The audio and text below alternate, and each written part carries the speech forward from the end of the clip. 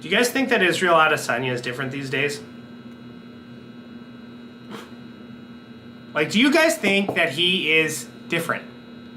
One of the things that I have noticed, that ever since his fight with Alex Pereira, it's kind of like in that movie Endgame, right? Where Thanos snaps his finger and then you see him in Endgame and just like all of his power and everything is drained, he's weak, all that kind of stuff, right?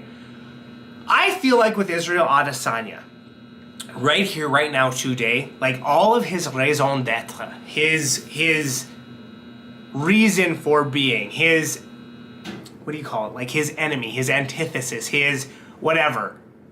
I feel like that is gone right now. I feel like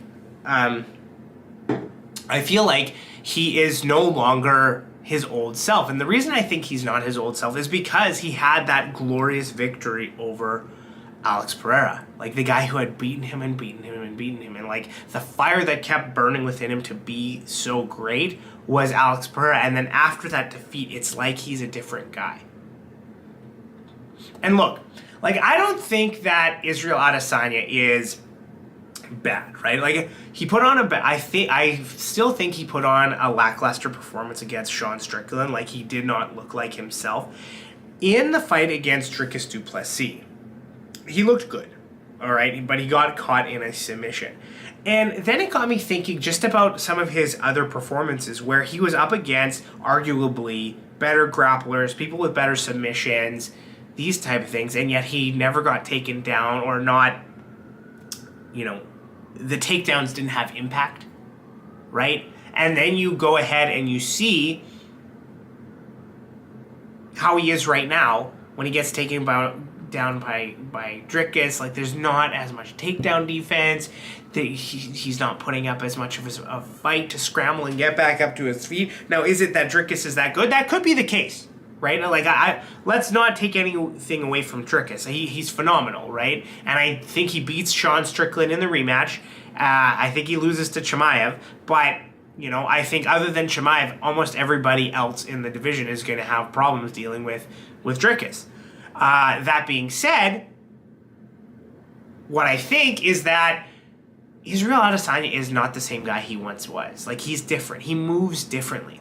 Like, I don't know if you remember back to the Jan Blachowicz fight, or even, you know, previous fights when people are trying to strike with him, different things like that. The way he used to move, right? He kind of had this, like, Matrix-style thing where he's leaning back, you know, he's avoiding shots, he's avoiding punches, and, like, I don't see him do that anymore.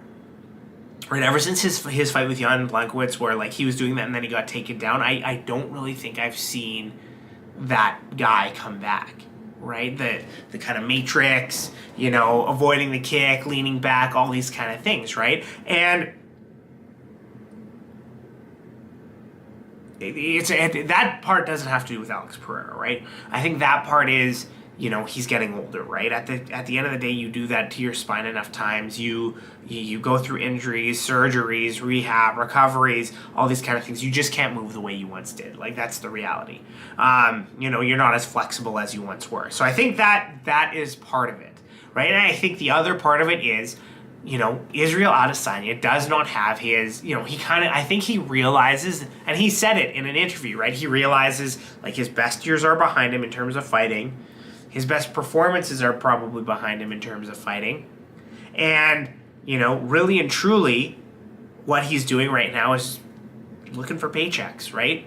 Some additional money in the bank, some additional investments, different things like that, so that when he hangs up the gloves, which, you know, I don't know when that's going to be, but, you know, just basically having financial security, right? He's got his YouTube channel. He says that's paying him really well. You know, fighting's paying him really well. Sponsorships, all these things, those are probably paying him really well. Getting a few extra, you know, fights under his belt in the UFC, you know, stopping some of those young up-and-comers, or maybe being the name that they add to their resume. Like, I think he's kind of, that's where he is. Like, pay me, I'll fight these guys, right?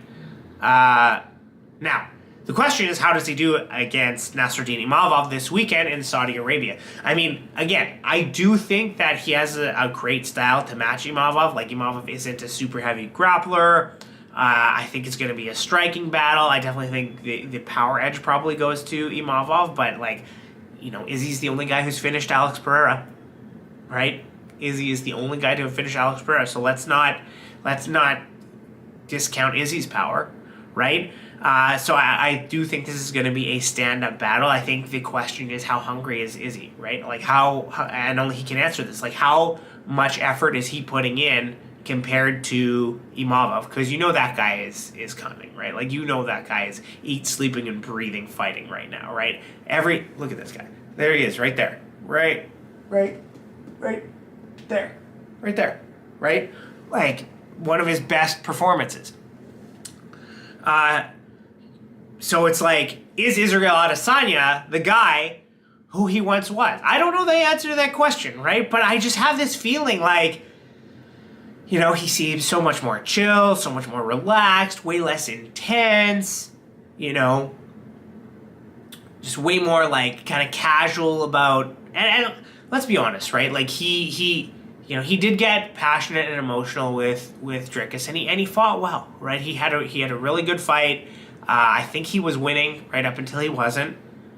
But just like, the amount of resistance he puts in to scramble, to avoid takedowns, to avoid shots, to not end up on the ground. Like, I don't think it's as dire as it once was. I don't think he has the fire the same way he once did. And so in this situation where he's fighting Imavov, the question is, like, how much fire does he have? Like, how much has he put into this training camp? How much has he? How much? And I think he's got a really good chance, right? I would be like, to me, it's 50-50 right now. Like, I give him a really good shot at winning, but the question is, how much does he want it, right? Because at the end of the day, like, he has said, I'm at the end of my career. I'm on the back end of my career. I don't want to stay in this game too long. I don't want to be the guy who has, 8 losses in a row, a string of losses in a row. I don't want to be that guy, right? And so the question is, like, where's this fire coming from? Like, what reason does he have to win?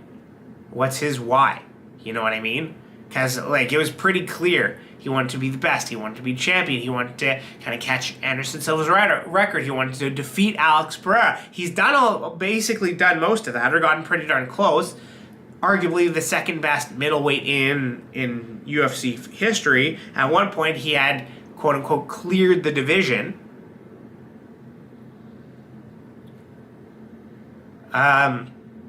So, like, does he want it? Has he prepared for it? Is he going to move and act the same way the old Israel Adesanya did? My argument is no. And I don't really know why. I don't know what the mindset is. But Izzy's different.